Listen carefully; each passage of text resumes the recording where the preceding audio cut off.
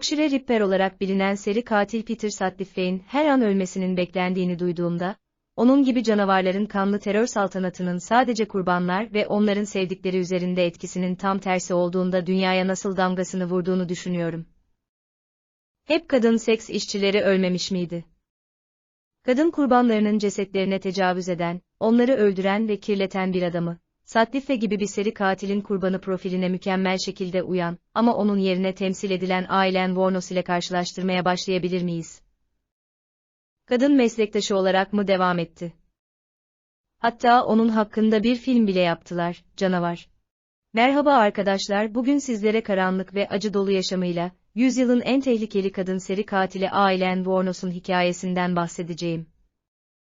Bu tarz videoları beğeniyorsanız abone olmayı unutmayın. 29 Şubat 1959'da Diane Wuornos ile Leo Dale Pittman'ın ikinci çocukları olarak dünyaya gelmiş Aileen. Ve evlendiklerinde Diane 14, Pittman ise sadece 16 yaşındaymış. Anlayacağınız gibi çocuk yaşta çocuk sahibi olan annesiyle babası, en muhtemel tecrübeyi yaşayarak o dünyaya gelmeden önce boşanmış. Ailenin ağabeyi Kate Wuornos ise 14 Mayıs 1955 doğumluymuş. Aileen babasıyla hiçbir zaman tanışmamış çünkü o doğduğunda Leo Dale Pittman hapishanedeymiş. Ve daha sonra çocuk tacizciliğiyle suçlanan şizofreni hastası baba, 30 Ocak 1969'da hapishane hücresinde kendisini asarak intihar etmiş. Anne Diane Wuornos ise, Aileen henüz 6 aylıkken, bazı kaynaklarda 4 yaşındayken terk edildiği belirtilmektedir. Bir not yazarak evi terk etmiş. Bunun üzerine ailenin bakımını büyükannesiyle büyükbabası üstlenmiş. Laurie ve Britta Wuornos, Aileen ve ağabeyini resmi olarak 18 Mart 1960'da evlat edinmiş. Ama işler yine yolunda gitmemiş. Çünkü alkolik ve sinirli büyükbaba Aileen'e cinsel istismarda bulunuyor, ayrıca sık sık şiddet uyguluyormuş. 13 yaşına geldiğinde ise, Aileen uğradığı bir tecavüz sonucunda hamile kalmış. Onu hamile bırakan kişi, bazı kaynaklarda büyükbabasının bir arkadaşı, bazı kaynaklarda ise yaşıtlarından bir genç olarak belirtilmektedir. Bir erkek çocuğu olan Aileen bebeğini evli olmayan kadınların doğum yaptığı bir yerde dünyaya getirmiş. Hemen ardından da bebeği evlatlık verilmek üzere kendisinden alınmış. Bu dönemde sigara ve diğer ihtiyaçları karşılığında akranlarıyla ilişkiye giriyormuş. Ayrıca Aileen daha sonra yaptığı açıklamada, ağabeyiyle de cinsel ilişkiye girmeye zorlandığını itiraf etmiş. Doğumdan kısa süre sonra ise büyükannesi vefat etmiş ve Aileen okuldan ayrılmış.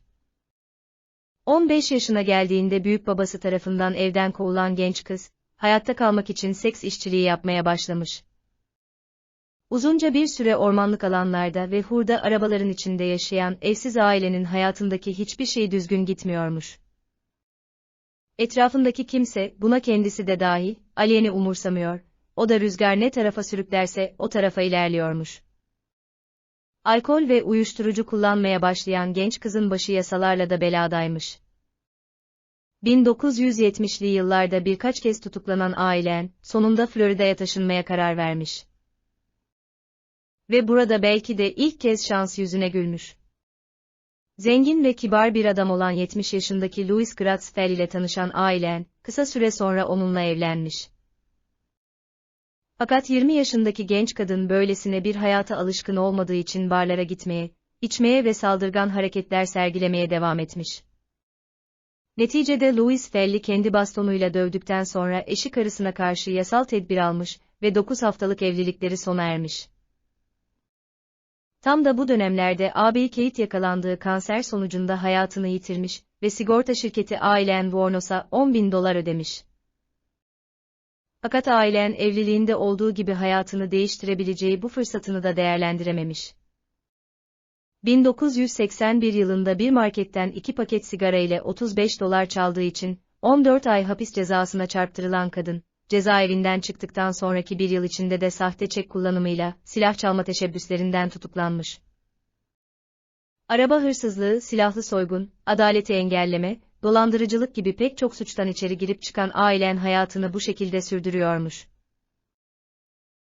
Tria Moore ile tanışana kadar boşvermişlik içerisinde yaşayan Wuornos, kısa sürede sevgili olduğu Moore'dan sonra değişmiş. Beraber yaşamaya başlayan lezbiyen ikili, haftalık, aylık odalar tutuyor, paraları nereye yetiyorsa orada kalıyorlarmış. Hayatında ilk kez aşkı bulduğuna inanan Aileen, sevgilisine ne yapması gerekirse gereksin onu koruyacağına dair söz vermiş. Seks işçiliği yaparak Tria'nın ve kendisinin bakımını sağlamaya çalışıyor, otoyollarda, tır parklarında müşteri buluyormuş. Ancak bir gün işler değişmiş. Çünkü 30 Kasım 1989'da onu bir seri katil yapacak ilk cinayetini işlemiş Aileen. Ya da işlemek durumunda kalmış. 51 yaşındaki Richard Mallory tarafından arabaya alınan Wuornos, bağlanmak suretiyle tecavüze uğramış. Sonrasında da pek çok seks işçisi gibi çantasında silah taşıyan Wuornos, Mallory'yi öldürerek cesedini ormanlık bir arazide bırakmış. Ve sonradan yapılan araştırmada, Mallory'nin daha önce tecavüz suçundan 10 yıl hapis yattığı ortaya çıkmış. Küçük yaşlardan itibaren bir suç hayatını benimseyen Aileen. 1974'te, alkollü araç kullanmaktan, düzensiz davranıştan ve hareket halindeki bir araçtan 22 kalibrelik bir tabancayı ateşlemekten tutuklandı. Çağrıldığında mahkeme huzuruna çıkmadı. 1981'de bir marketten silahlı bir soyguna karıştı. Mayıs 1982'de hapis cezasına çarptırıldı ve Haziran 1983'te serbest bırakıldı. Sonraki birkaç yıl içinde, sahte çek vermeye teşebbüs suçlamasıyla tekrar tutuklandı. Ayrıca kayıp bir tabancanın çalınması olayında da şüpheliydi. Suç faaliyetleri 1986'da kat kat arttı. O yıl, araba hırsızlığı yapmak, sahte kimlik sağlamak, tutuklanmaya direnmek ve bir erkek arkadaşını silahla tehdit etmekle suçlandı. Polis, arabasında gizlenmiş bir 22'lik tabanca ve yedek mühimmat buldu. 6 aylık bir süre sonra ikinci kurbanının cesedi bulundu. Haziran 1990'da, David Spears'ın çıplak vücudu çok sayıda kurşun yarası almış şekilde bulunduğu 22'lik tabancayla vurulmuştu.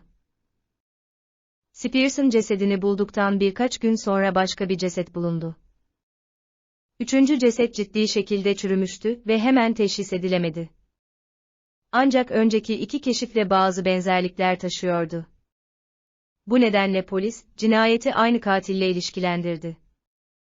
Daha sonra cesedin Charles Carscadon adlı bir rodeo işçisine ait olduğu anlaşıldı. Peter Sims adlı kayıp bir denizciye ait araç, Temmuz 1990'da kaza yapmış olarak bulundu. Görgü tanıkları, araçta iki kadının görüldüğünü bildirdi. Açıklamalarına göre polis, kadınlardan birinin Aileen Wuornos olduğundan şüpheleniyor. Eugene Burres adlı bir teslimat sürücüsünün cesedi Ağustos 1990'da bulundu. 22 kalibrelik bir tabancayla iki kez vurulmuştu. Eylül 1990'da, Dick Humphreys adlı eski bir polis şefinin cesedinde 22'lik bir tabancadan 6 kurşun yarası bulundu. Bu ceset Marion County'de bulundu. Katilin son kurbanı Kasım 1990'da bulundu. Bir kamyon şoförü olan Walter Antonio, cesedinin bulunmasından 24 saatten kısa bir süre önce öldürülmüştü. Diğer cesetler gibi bu ceset de çıplaktı ve 22'lik ateşli silahla 4 el ateş edilmişti. Polis kısa süre sonra cinayetler için Wuornos'tan şüphelenmek için yeterli kanıt buldu. 6 kişiyi öldürmekten suçlu bulundu. Peter Sims'in cesedi asla bulunamadı. 6 ölüm cezasıyla cezalandırıldı. Başlangıçta seks işçisi olarak çalışırken tüm kurbanların kendisine şiddetle tecavüz ettiğini iddia etti. Daha sonra ifadelerini değiştirdi ve cinayetlerle ilgili tutarsız açıklamalar yaptı. Ve ailen için işin acı olan tarafı, hayatının aşkı olarak gördüğü Moore'nin onu satması olmuştu. Çünkü Moore, ceza almamak için polisle anlaşma yapmış ve yetkililere Wuornos'un bütün cinayetlerini itiraf ettiği telefon konuşmasını dinletmeyi kabul etmişti. 7 kişiyi öldürdüğü söylense de cesetlerden ikisi bulunamadığı için 5 kişinin cinayetinden yargılanan kadın seri katil, 27 Ocak 1992'de yapılan duruşmada idamla mahkum edilmiş. Mahkeme kararıyla Aralık 1989 ve Kasım 1990 arasında toplam 5 kişiyi öldürmekten suçlu bulunur ve ölüme mahkum edilir. Kararı duyunca ben masumum. Umarım size de tecavüz ederler be, K çuvalları, diye bağırmıştır. Önceleri öldürdüğü insanların kendisine saldırdığını öne süren Vornos, idamından hemen önce ise, yaptığım her şeyin altında korkunç bir öfke yatıyor. İdam edilmem gerek çünkü eğer hapisten çıkacak olursam yine cinayet işlerim, diyerek suçunu itiraf etti. 9 Ekim 2002 tarihinde saat 9 sularında kendisine infaz edileceği resmen tebliğ edildi. Eyalet yasaları gereği, $20 geçmemesi şartıyla, istediği herhangi bir şeyi son yemek olarak yiyebileceği söylendi. Ailen yemek istemedi, bir fincan koyu kahve istedi. İnfaz odasına bazı görevliler, ölenlerin çeşitli yakınları ve çocukluk arkadaşı gelmişti. Diğerleri gelmediler. Ne Tirya, ne akrabaları, infazı seyredenlerden biri ise, Vesat muhabiri Claire Metz'idi. O anları şöyle anlatıyordu, oda ile aramızda duran perdeyi açtılar. Artık içeriği net olarak görebiliyorduk. Ailen bize doğru döndü. Yüzünde çok garip bir gülümseme vardı.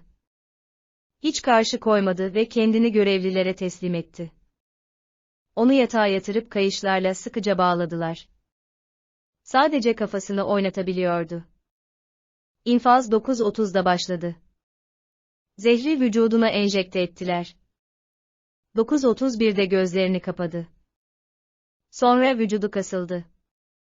Kafasını sert bir şekilde geriye attı. 9.32'de ağzını açıp nefes almaya çalıştı, göz kapakları biraz titredi ve sonra hareketsiz kaldı. Sanırım bu, onun gittiği andı. İnfazı seyredenlerden bazıları bunun uzun bir ölüm süreci olacağını düşünüyorlardı, ama öyle olmadı. Ailen çok kısa bir sürede gitti. Kurban yakınları hayal kırıklığına uğramışlardı. Birinin kızı şöyle konuşmuştu, çok kolay gitti. Öldürdüğü adamlar acı çekmişlerdi. Onların aileleri de senelerce acı çektiler. Yani, o soğukkanlı bir katildi. Bir başka kurbanın kızı Terry Griffith ise şunları dedi, keşke biraz daha uzun sürseydi, daha çok acı verseydi. Çok ama çok kolay oldu. Sanki bir parça kek yer gibi kolaylıkla oldu. Ailen ölümünden önce, vücudunun yakılmasını ve küllerinin ormanlık bir alana serpilmesini istemişti. Öyle de yaptılar.